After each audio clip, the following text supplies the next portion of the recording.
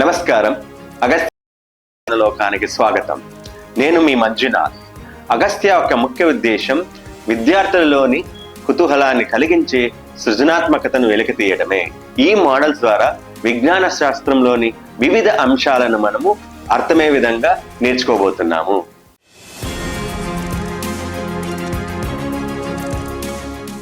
అందరికీ నమస్కారం.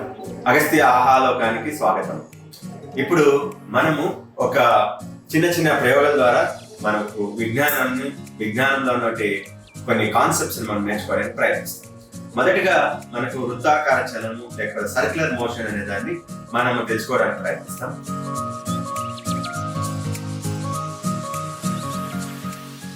దాన్ని చూపించడానికి నా దగ్గర ఒక బెలూను, ఒక కాయిన్ ఉంది. ఈ బెలూను కాయిన్ తో ఎలా మనం ఆ యొక్క కాన్సెప్ట్ మనం నేర్చుకోవచ్చు చూద్దాము. మొదటిగా ఏం చేస్తాను, ఈ యొక్క బెలూన్ లోపల మనకు ఏదైనా ₹1 కానీ ₹2 కానీ ₹5 కానీ కాయిన్ తీసుకొని ఆ బెలూన్ లోపల నేను ఇప్పుడు వేస్తున్నాను. బెలూన్ లోపల వేసిన తర్వాత ఇప్పుడు ఆ బెలూన్ నేనేం చేస్తానంటే ఆ గాలి నింపుతాను అనమాట.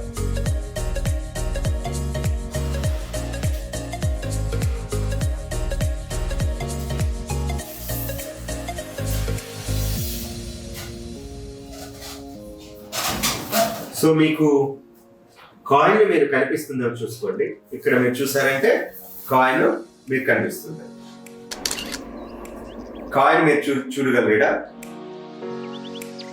ఇప్పుడు నేనేం చేస్తానంటే ఈ బలూన్ ని కొద్దిగా ముందుకి వెనక్కి తిప్పుతాను. చూడండి,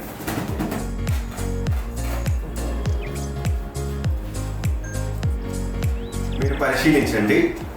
మీకు తిరుగుతూ ఉన్నది అనమాట. ఎలా తిరుగుతున్నది? అది వృత్తాకారంలో తిరుగుతూ ఉన్నది, అవునా?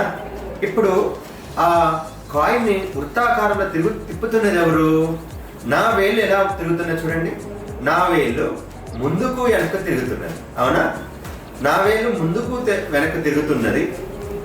కానీ బలూన్ లో ఉన్నటువంటి కాయిన్ నాణ్యం ఎలా తిరుగుతున్నది? వృత్తాకారంలో తిరుగుతున్నది, అవునా? ఇప్పుడు ఆ వృత్తాకారంలో తిరగడానికి కారణం ఏంటి చూద్దాం. ఇప్పుడు నేనేం చేస్తానంటే ఆ బలూన్ని కొద్దిగా హోల్ చేసి, అంటే బలూన్లో ఉన్నటువంటి గాలిని మనము పంచర్ చేస్తాం. బలూన్ని పంచర్ చేస్తే ఏమవుతుందో చూద్దాం. సో పరిశీలించండి. ఇప్పుడు బలూన్ని పంచర్ చేస్తాం. ప్రస్తుతం మీరు పంచర్ చేయండి.